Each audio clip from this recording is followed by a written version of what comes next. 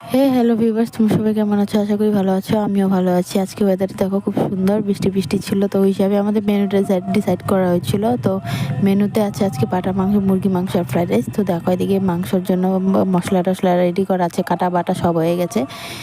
তো এদিকে মুরগির মাংসটা অলরেডি হয়ে গেছে, মুরগির মাংসটা দেখায় না। ওইদিকে ফ্রাইড রাইসের জন্য চালটা ভিজিয়ে রেখে দিয়েছি।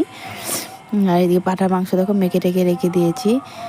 যতক্ষণ মাংসর হচ্ছে ততক্ষণ তোমাদেরকে বলি, আমার ভিডিও অনেকরাই দেখো, বাট আমাকে কেউ বলো না কমেন্ট করে আমার ভিডিও কেমন লাগে না লাগে।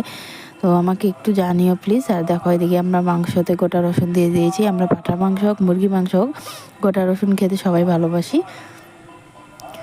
আর এদিকে মশলাটা আমরা কষিয়ে নিচ্ছি পাঁঠার মাংসের জন্য।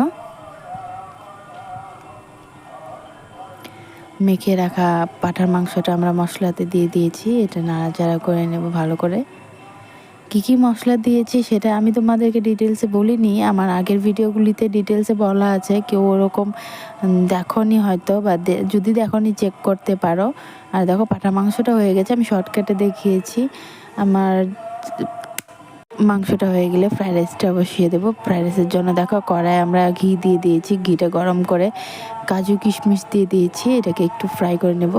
ফ্রাই করার পর বিনস গাজর ফ্রাই করে নেব।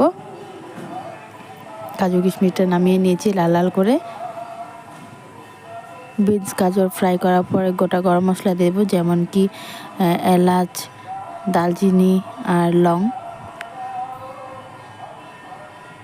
তেজপাতা দিয়ে দিলাম। গোটা গরম মশলাগুলো দিয়ে দিয়েছি। দেখো ওগুলি একটু ফ্রাই করার পরে আমি ভাতটা দিয়ে দিয়েছি ফ্রাইড রাইসে। আমি এখন মিক্স করে নিচ্ছি।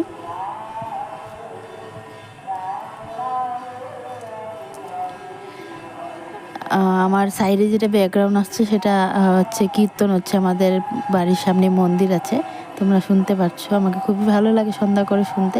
আর দেখো শুনতে শুনতে এদিকে আমরা নুন দিয়ে দিলাম আর ড্রাই ফ্রুটস দিয়ে দিলাম, যেটা ছিল কাজু কিশমিশ। এদিকে চিনি দিয়ে দিলাম। মিক্স করে নেব আর একটু ভালো করে হালকা আঁচে ভেজে নেব, নাড়াচাড়া করে নেব। আমার ফ্রাইড রাইস অলরেডি রেডি হয়ে গেছে, আমি এবার সার্ভ করব।